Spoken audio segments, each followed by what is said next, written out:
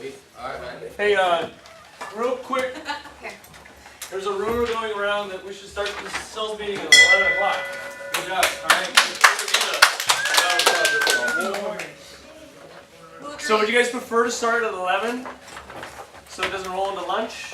Give me a raise of hands. 11 or 11:30? 11? 11. Everybody 11? participate. 11 or 11:30? 11. Okay. Both options in the air. Myra, can you make a note of that? Change To 11? 11. So it doesn't roll into their lunch hour because these guys need to eat. I get it. I get it. Okay, so let's get started. Okay, so first off, let's go ahead and give Manny a round of applause for taking 3 listings for the month of October. Lynette Ferrari, 9 sales in 1 month. Yeah. And Dahlia Beckman with 5 closings. All right, perfect. Moving on. Really save the date, guys. Super important. We're going to have a lot of fun on the 8th. We're going to have our official grand opening. We are going to have Andre Gonzalez from the government, I guess. He's city council. City council. Or downtown. He's going to be here doing the official ribbon cutting for our company. We've got food provided downstairs at the Red Zone. We got a champagne toast. And it's going to be a lot of fun, and I'd love to have all you guys here to support our company, okay? And that starts at 11, and it's going to end at 1. So, anyways, here we go. Again, you guys saw this post yesterday I just put together, but we have Robert Brandt, who works closely with the BRE, or the DRE, but he travels up and down the state of California, and he does these classes on how to stay out of court, the importance of disclosures, what they're about, so on and so forth. And we reached out to him, thinking it would be a good idea for you guys to get real clear. Give Ashley a round of applause. Ashley Weaver's here, all right? And so yeah, so it's lunch is going to be provided. Okay, it starts at 11, ends at 12. But I've seen him speak once or twice before, and he's always been a really good speaker and provides a lot of content. Okay, but we actually prospected on him for you guys. So moving on. Let's start with this business plan. So I wrote down here, are you guys real estate agents or are you business owners? Okay. What are we? Business owners. Good. Okay.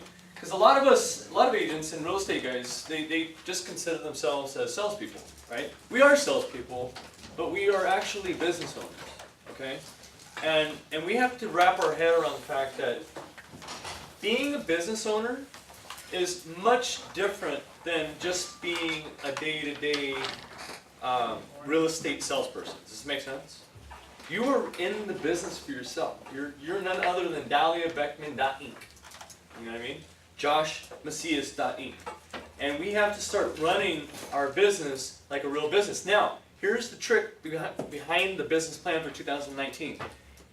Is that every single business that's profitable, every single business that's on the NASDAQ, that's public, guess what? They have a business plan, right? And what we need to do is today is decide for ourselves that we are business people. We are business owners. We are not real estate agents. We're not realtors. We're business owners, okay? So here's another question I asked is, are you guys listing agents or are you guys buyer agents, okay? Who makes more money in the world nowadays, employees or employers? Employers, right?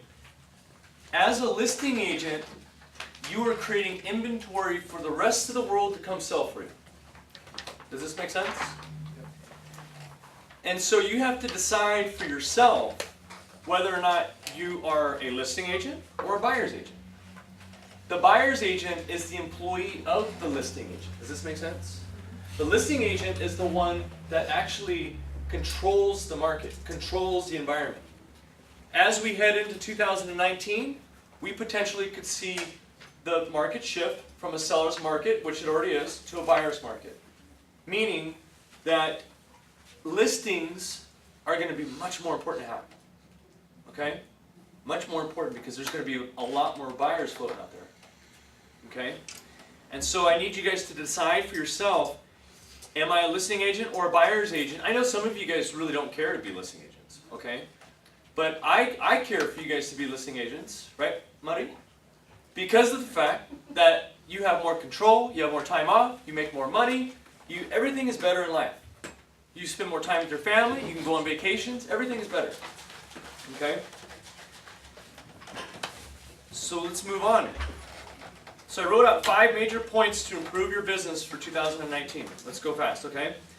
Number 1, it's all about your schedule. Everything in this business has everything to do with your schedule, okay? How many of you guys have a pre-written schedule that you follow all the time? Okay, perfect. So we got about a third of the room.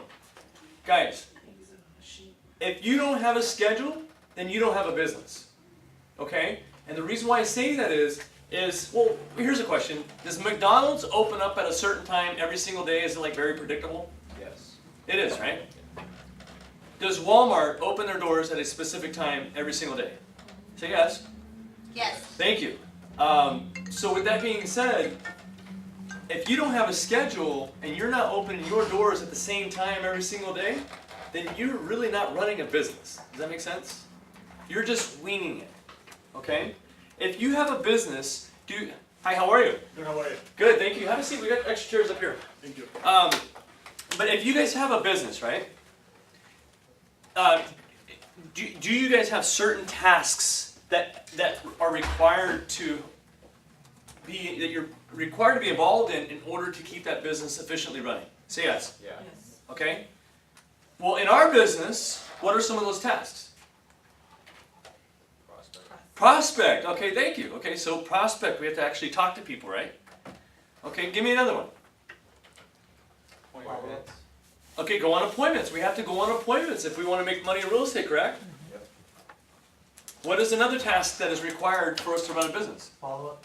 Lead follow-up. If we have leads, we actually have to talk to these people again to set appointments, right? And negotiating offers. Those are the 4 main things that should be in every schedule. And they should all be time blocked. Does that make sense? We have another chair over here. I'm good. Okay. So here we go. Do you actually have one? If you do have one, do you look at it? Okay? So I got a schedule, but I don't look at it. I got a schedule, but I don't follow it. I got a schedule, I look at it, but how often do you look at it? Do you look at it once a week? Or do you look at it, is that, like for me, just I'll use myself as an example, but when I get to the office in the morning, the very first thing that I do is I turn my computer on, and what is the first thing that I open? Schedule. My schedule. Because I want to know what my day is going to look like. Does that make sense? And it's always open. So how often do you look at it? And if you don't look at it and follow your schedule, you got to ask yourself this, what gets you off track? What stops you from following that schedule 100%? Okay? And why do you let it get you off track? That's another question that you have to ask yourself. Heading into 2019, guys, I'm tired of playing with you guys. Tired of playing games. It's time to get real. Does this make sense? It's time to get our business lined up for 2019. Second step to have a great year is to be honest about your numbers, okay? I wrote down that you know what your goals are. You know what your goals are for this year. Hopefully you know what your numbers need to look like to hit those goals. Now, where are you in terms of reality compared to your goals? Are you willing to be honest about them? It is so hard sometimes to be honest, brutally honest about your numbers. You know, some of us have had conversations last week, you know. What's your contact goal? 15. How many contacts are you really making? 5. What's your contact goal? 20. How many contacts are you really making? 10. You got to be honest with yourself, guys. If your contact goal is 20, then make it 20. Don't leave until it's 20. So if you had a real job, right, and you know, you have jobs, tasks to do at that real job, and you showed up and you tell your employer, hey, I really want to work here, but I'm only going to do half of what you want me to do. Would they want to keep you? Yes or no? Yes or no? No. They'd want to get rid of you right away, right?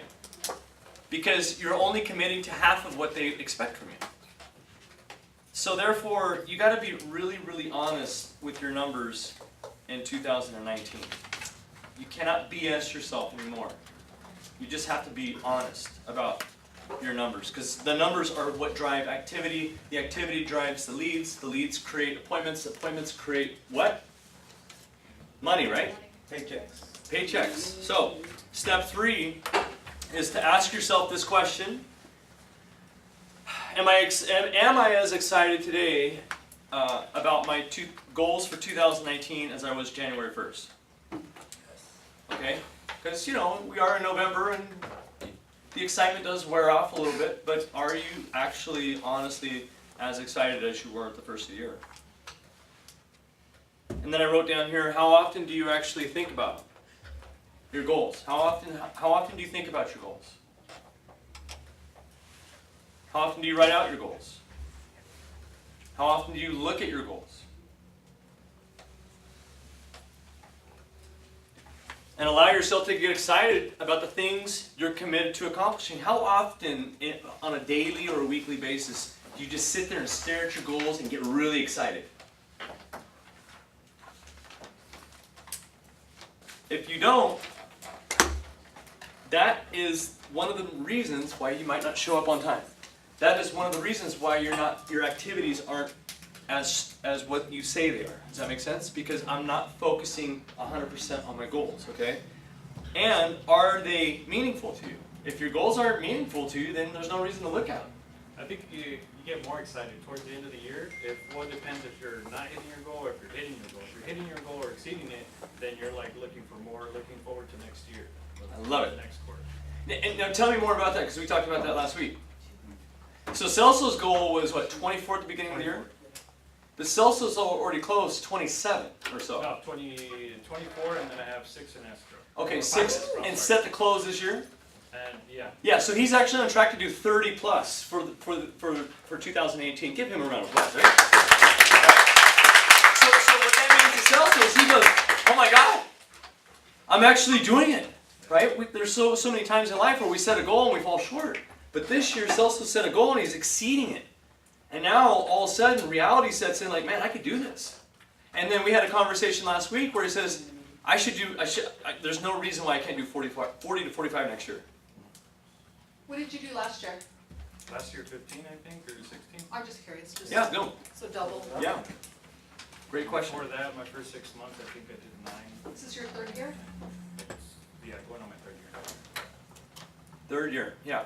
So I mean, you know, that's good. But then I also asked Celso, what's your three-year goal look like? He goes 100. I'm like, okay, well that's $500,000. You okay with making $500,000? He said, yeah. Well, what are you going to do with that money? I'm going to go buy residential property.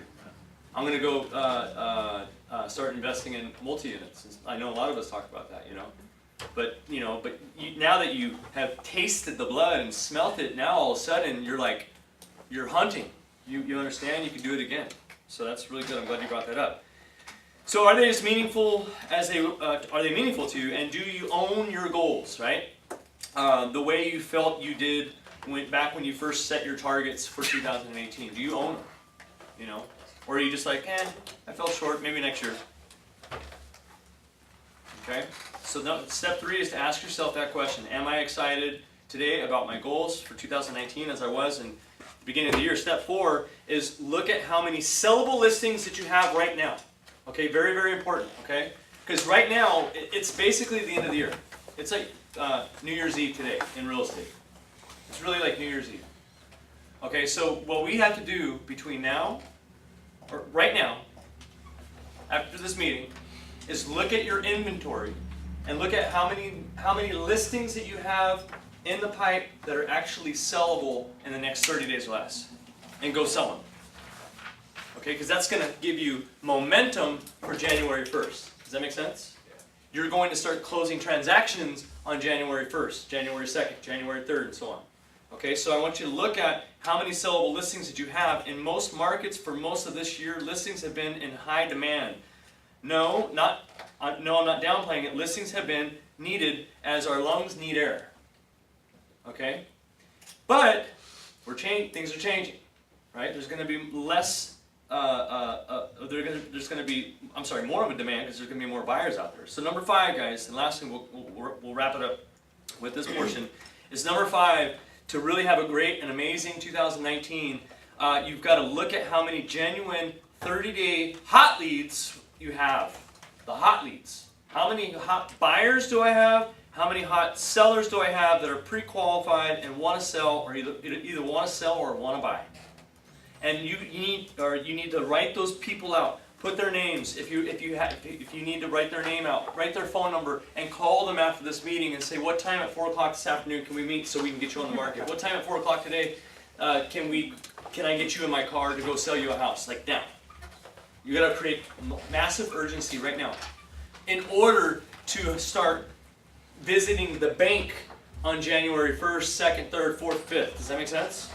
Okay, so how many of you guys, on the count of 3, want to make a lot of money in 2019? Say aye. Aye. Okay, say it like you mean it, okay? Please. 1, 2, 3. Aye. Good. Okay, so this is where it starts. We have to focus on the now.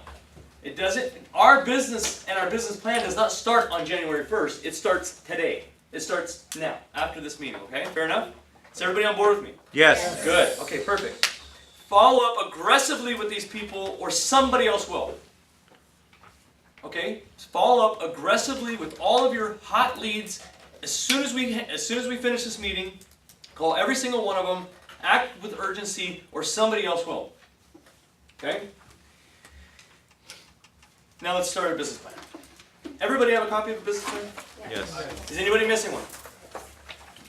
Okay. Borrow. Okay, Can I have somebody burn off? Carlos, copies, please? How many games tomorrow? Yes.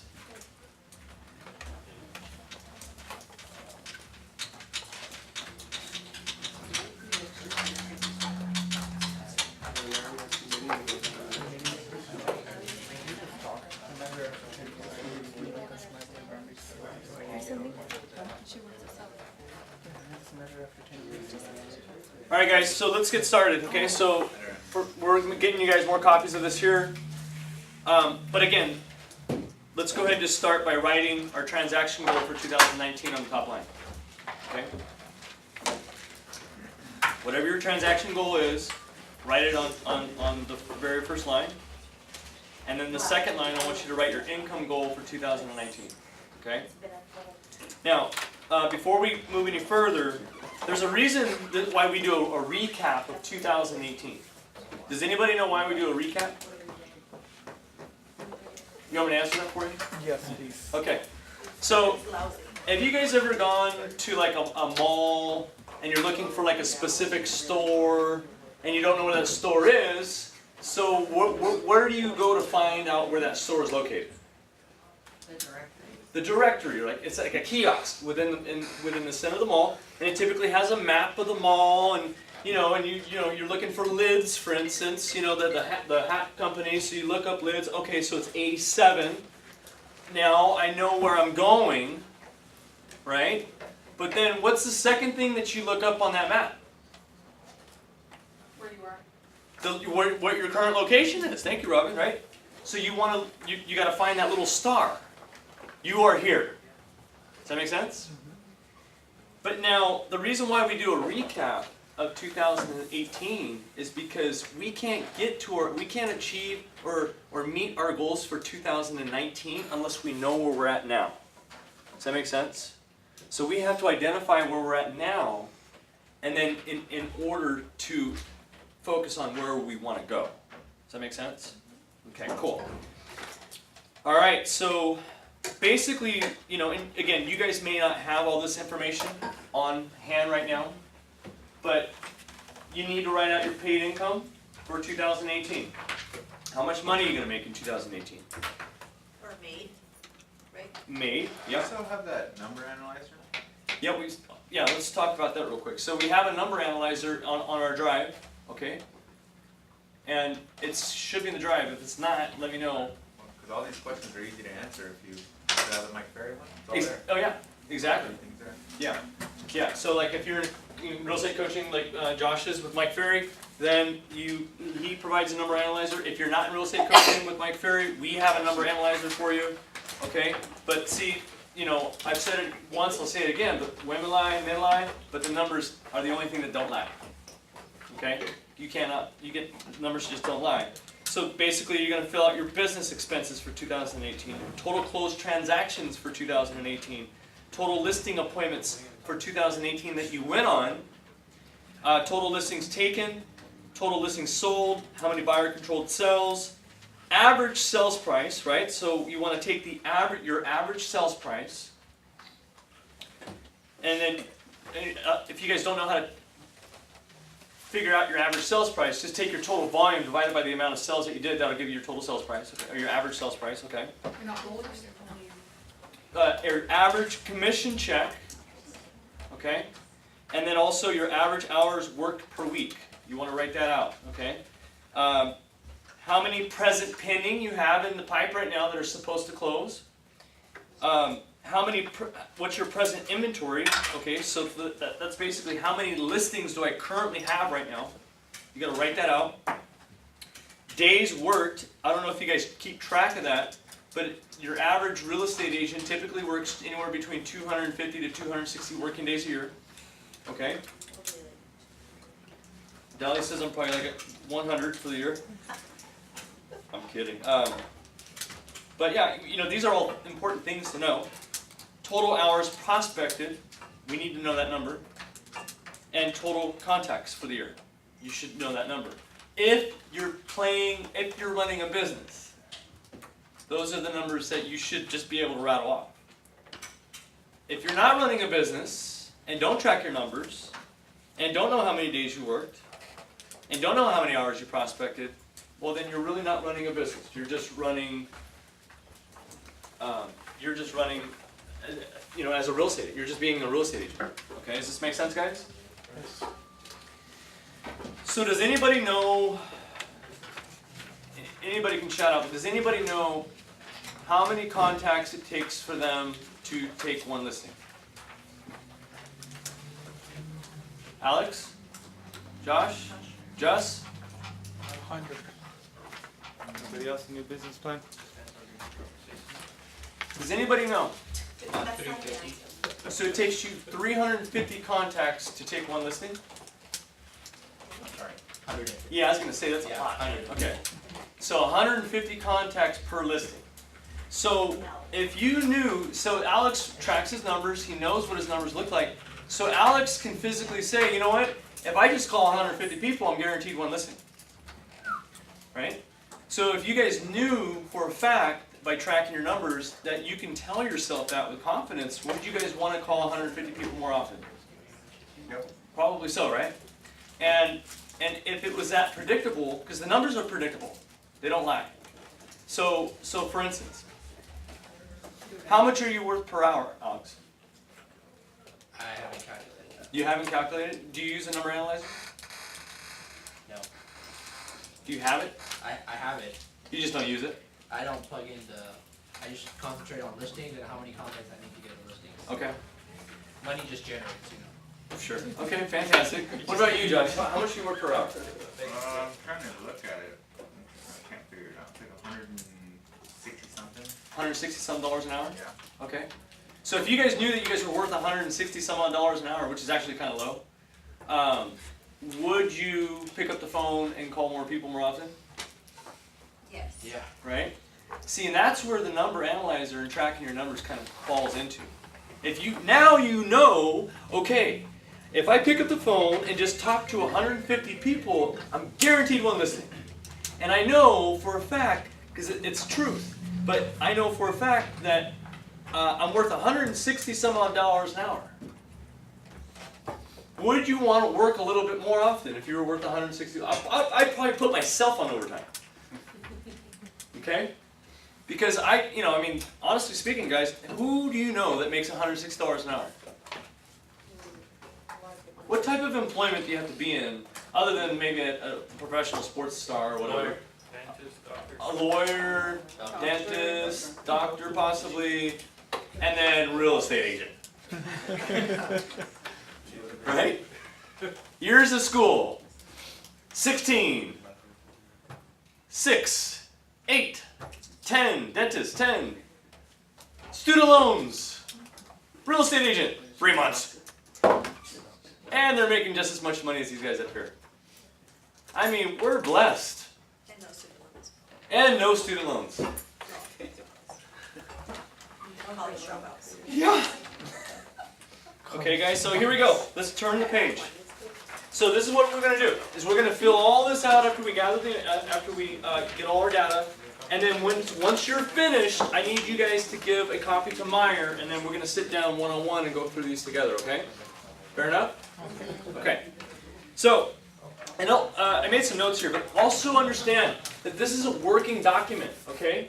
This is something that most people, if they're not forced to, but persuaded to write a business plan, like I persuaded you guys to all show up, what they normally do is they write the business plan and then they stick it in the drawer. Whew, got that out of the way. I'm running a business. No, this thing should be in front of you at all times. You should look at this on a daily or a weekly basis and continuously track the numbers. Does this make sense?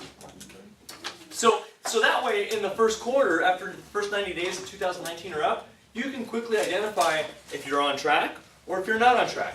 So, for instance, if your production goal was 24 transactions per year, it's 2 a month, how many closings should you have in the first 90 days? 6, right? So that means I should average 6 closings per month. Now, and I have my business plan in front of me, and it says that I'm scheduled to close 24 transactions, but on April 1st, I've only closed 2. Am I behind or ahead? Say it real loud. I'm behind, right? So therefore, you got to keep this lingering in your passenger seat, near your toilet, in front of you, okay? You do not hide this. As a matter of fact, I challenge some of you guys to post it, so that way, when I'm, if Josh or Sam or anybody comes up to your cube or your office and they're like, hey, so how you doing this year? Well, I'm doing okay. I'm actually rocking and rolling. Perfect. So 24 transactions, huh? Yeah. How many close it? How many have you closed so far? 2. Ouch. Then all of a sudden accountability pops in, right? We do a lot of that around here, right? But if you want to be held accountable to your goals, then you can't be held accountable by putting them in a drawer. Does this make sense? Alright, so it's a working document, and again, sometimes we need to add or subtract our numbers, okay? So moving on, page 2. Production goals for 2019. Super important, okay? 2019. So we want to write out the income goal. We want to write out the closed deals goal. How many transactions are we going to close? Number 3, listing appointment goal. Okay? So here's some numbers for you guys, right? How many of you guys have a listing presentation down pretty good? Okay, perfect. So that's the first thing we need to work on. Okay? Listing presentation. If you don't have a great canned listing presentation, then you're probably going to be batting about 50% of the listings that you go on. Okay? Because if you don't know what to say when you walk into the house, then you're doing yourself a disservice, and you're also doing the client a disservice, and they'll see that and they'll know that they don't want to sign with you. The other 50%, you're getting lucky. Does this make sense? So here we go. Number 3, listing appointment goal. You write that number out. Okay? Listings taken. If you know your listing presentation, then you should be batting 80%. 80% of the listings that you go on, you should be able to take. Okay? So if your goal for listing appointments is 20, then that means you take 16. Okay? You guys might want to write these little notes so that way you know the ratios. Okay? It's 80% if you're good at what you do. It's 50% if you suck at the door. What about ratio? Just being honest. What about ratio listings to buyers? Okay, good. Ratios to listings to buyers. What do you mean?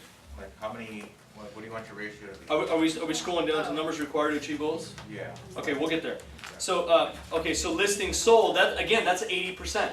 Not every listing that you take is gonna sell. Okay, but if you price it right, or whatever, it potentially will sell, but again, so here we go, it's 80%. So I'm good at my listing presentation. When I walk in the door, I know exactly what to say. So therefore, my listing goal taken is 20. I take 80% of them, so I take 16 out of 20. 80% of 16 I actually sell, which is what, 12? 15? No, 12. somewhere around there. What is it? 16 times 80, what's 80% of 16? We're like at 14. 14? Okay, so I sold 14. Yeah. Does this make sense, guys? 13. 13, okay. Okay, so here we go. Number 6, how many buyers, sales are you gonna, okay, so it all starts with listings. So how many, if my goal is 24, and I wanna sell, how many did we say? 13 listings, then how many buyer sales am I gonna have? 11. 24. You're good at math. Yeah, 13. I sell 13, my goal is 24, so let's do some math. So 24 minus 13 is what? 11. 11. Thank you. 11. I knew that. I know it's lunchtime, guys. You guys are probably like brain dead right now. But listen, so that's how we decide how many buyers we're going to work in 2019. Does this make sense? Yes. Okay, good. So goal hours per week. Goal hours per week. That's right? per day, right? Correct. Yeah. So no, it's per week. So basically, how many hours a week are you going to be working right there? How many days are you going to be working Hours. in 2019? Prospecting goal, right? So how many contacts are you going to make for the year? Okay. So so how many hours a day is your goal to prospect? Minimum of 2. Okay, so let's say 2. Okay, so 2 hours minimum for Celso. And guys, we should be averaging about 8 to 12 contacts per hour if we're focused on prospecting, okay? So we'll round it off to 10. So that means Celso should make a minimum of 20 contacts. Are you guys following me on this math? Yeah. Okay, that means that Celso should make a minimum of 20 contacts per day. If he works, say 240 working days a year, 20 times 240 is 54. 480. Okay, so that means that prospecting goal, I'm sorry, 4,800, I apologize. Yeah. So 4,800 contacts per year. Does this make sense? 20 times what? 20 times 240. So that means he's going to make 4,800 contacts per year. Okay? And then also your contact goal. What is your contact goal? That's going to be the 4,800. That's where you put the 4,800. Hour prospecting goal. How many hours are you going to prospect? Minimum 2. He said 2 times 240, so that's 480 hours of prospecting for 2019. Does this make sense? Okay, so Josh asked, okay, so let's jump down to numbers required to achieve these goals. Okay, so basically listing appointments / listings taken. Again, this is just a recap of what we wrote up in the production goals, but you're going to write in how many listings to appointments to listings taken. So how many appointments am I going to have to go on in order to take how many listings I'm going to have? And that's usually 80% if we're good. Is everybody following me? Yeah. Okay. Listings sold, we said 13. We used 24 as an example. Buyer control sales versus listings sold. We said we were going to sell 13 listings. So how many buyers again were we going to sell? 11. All right, we're paying attention. Prospecting per day, again a recap. We're going to do 2 hours, 3 hours, whatever that looks like. Contacts per hour, we said how many per hour? 10. 10 contacts per hour if you're focused. If you're on Facebook, if you're checking emails, if you're talking to people, getting coffee, hanging out by the water cooler during prospecting hours, then your contact goal is going to drop from 10 to a 2, and then all of a sudden, at the end of the year, your kids are really skinny, okay? All right, so then also what we want to do, right here, Mike Ferry events to attend in 2019. Do we have a schedule for that? Like this one, we're gonna make it? We You can get on his site and. Yeah, we can just go on a site. I think it's really, really important to go to the production retreat and the superstar retreat. Those are two like non-negotiables, I think, in my eyes. Is production the January 14th?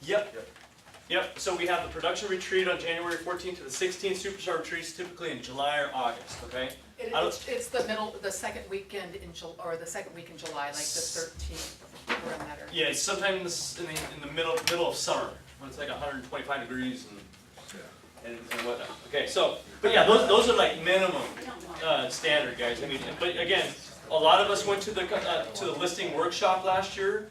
I think we got a lot out of that with Tony Smith, right? And then it's not on here. Oh, it is prospecting clinic. I'd like all of us, or as many of us as possible, to take a 2-day trip to Vegas. Be like once a quarter. Or once a quarter and go to the prospecting clinic at the Mike Ferry headquarters. It's $249, right? Or something, $299 or something like that. But guys, it's 2 intense days, 8 hours a day.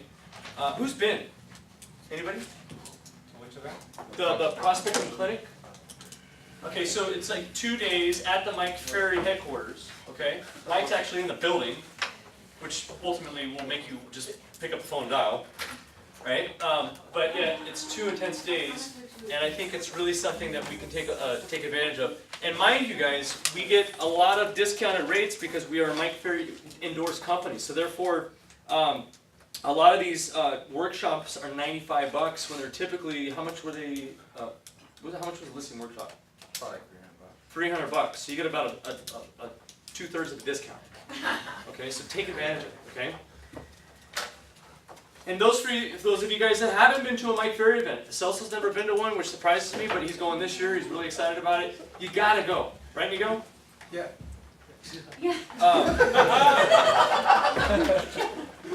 I mean, these workshops, guys, they're something else. But the retreats are also really something special. Have you been to one? Yes, just not retreat, but the last event in Las Vegas. Okay, so it was like the Superstar retreat. Superstar. Yeah. How would you think about it? I love it. Did you like it? Okay, good. I recommend it to everybody. Yeah, I mean, you're surrounded by 4,000 or 5,000 people that don't think like us. Yes. I mean, we're the freaks of the industry. You know what I mean? The Superstar is July 9th through the 12th Okay, perfect. July 9th through the 12th. at the Venetian. So, but you know, you're surrounded by 4,000 or 5,000 freaks that all think about this kind of stuff, and we actually fit in. You know what I mean? We don't seem so harsh. Right. So I want you guys to select on the events that you guys want to commit to, okay? Okay, and then lastly, I'm going to close with this here, guys. Okay? I talked about this earlier, but guess what? Schedule. If you don't have a schedule, write it out. You got to have a schedule. You have to. Okay? And then lastly, there's 2 pages right here. And this is what I would like to talk with you guys about when we have our one-on-ones, is the challenges and the solutions that you're going to face in 2019. Okay? And I can tell you from agents that I talk to or coach that these are some examples of challenges and solutions that I hear. Okay? Challenge, following my schedule. Solution, get accountability partners. Or post it in my office, or whatever. Challenge, showing up for role playing. Solution, wake up earlier. Wake up, just get here by 8:30. Challenge, not hitting my contact goal. Solution, don't leave the office till you do. You know what I mean? And then we talk about it. Does that make sense, guys? So any questions about the business plan? Everybody's clear? Can I get your promise? Can I have everybody fill this out? Today's Monday, by the end of the week. Give Meyer a copy of it, or give me a copy of it. And then I want you to have a copy of it. And then I don't want you guys to think that this is something you fill out once and just put it away. Okay, this is something that's extremely important to you. Okay, but a lot of people take it for granted. A lot of people don't see the importance of having a pre-written business plan, okay?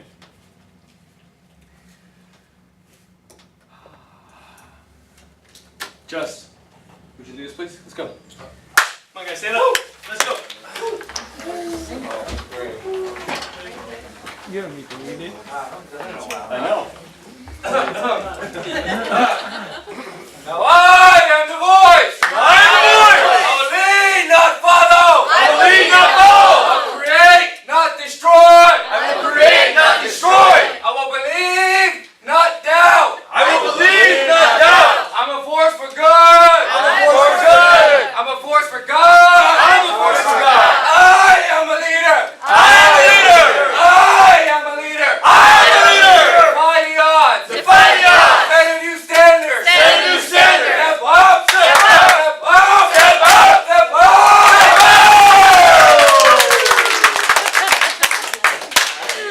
High five, we haven't done that in a long time. Yes, it felt good, huh? Yeah. Oh, stop! Uh-oh. I always have this problem. Let's invite Ashley Weaver to the front of the All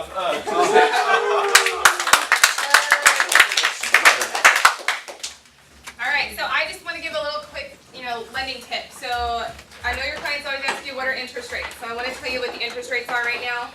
If you're looking at conventional, you're looking at about a 5.375 is a safe bet for you to tell your clients. If you're looking at FHA, you're about a 5.125, just depending on their credit and their, how people want to buy down points or not. So that's a safe bet. FHA 5.1 and conventional is 5.375 currently. Also wanted to let you guys know, you guys are familiar that there's a Freddie Mac and a Fannie Mae, right? There's two different programs that you guys can utilize. Majority of people use Fannie Mae, but I know a lot of you guys have been hearing a lot of rumors and chats about stated income. Is that, and everyone seems to be really excited about that, but everyone's forgetting that we got rid of it for a reason. It's not a good thing.